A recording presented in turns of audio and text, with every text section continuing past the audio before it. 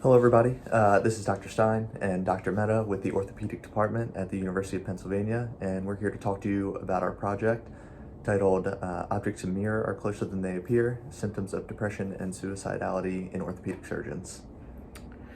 What led us to this research was the untimely death of one of our orthopedic trauma colleagues and friend. And this had been something that we'd been considering doing for a period of time prior to that, but that was the final resolution to our moving forward with this project. I think one of the unanticipated problems that came up with this project was our inability to get some of our specialty societies to send out the survey. There were several reasons for this that were offered, including survey fatigue, but also this area being very sensitive, and there were some concerns raised by some of the societies about the medical legal ramifications of doing this survey in terms of an inability to follow up in situations where there would be suicidal ideation or other concerns about self-harm. We were able to overcome these by going essentially around the societies and utilizing our colleagues within subspecialties to gain access to that data. Some of the findings that we came across that were surprising was that there actually were subspecialty differences in depression and suicidality. Specifically with foot and ankle and arthroplasty having the highest rates of it.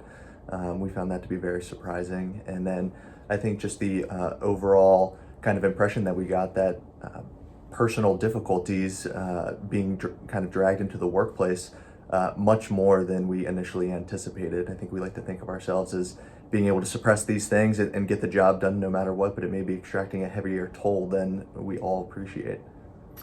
In terms of how we should change our practice with respect to this publication, I think one of the things that is evident is that we need to be aware. Now we need to ask ourselves, our colleagues, and be open to the concept of mental well-being.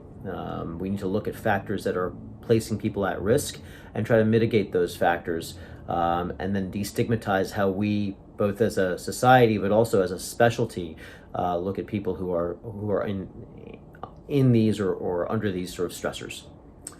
And ultimately, I think the next questions, the next problems we need to tackle is essentially moving from identifying the problem, which we feel that we have done here, towards identifying a solution, identifying modifiable factors that we can change to make all of our lives better and make sure that we're taking care of the well-being of our profession.